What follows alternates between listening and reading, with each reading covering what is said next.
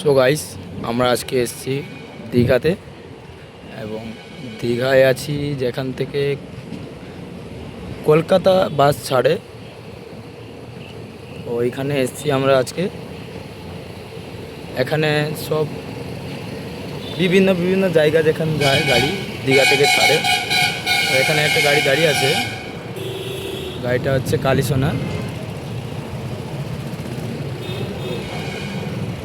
এটা কল্যাণী নৈহাটি দেখতে পারো।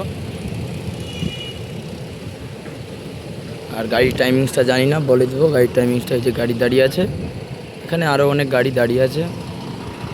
তো সবাইকে আমি জানাই শুভ সকাল। তো এখানে WBTC আছে, কলকাতা দীঘা ছাড়ছে এখান থেকে।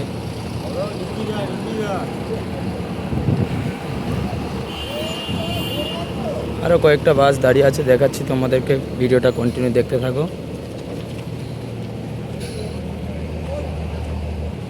যে এখানে একটা গাড়ি দাঁড়িয়ে আছে, এটা দীঘা থেকে গড়িয়া ছাড়ে।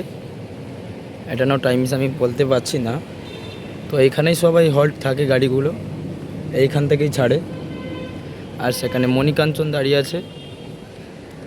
মণিকাঞ্চন তো জানো সবাই,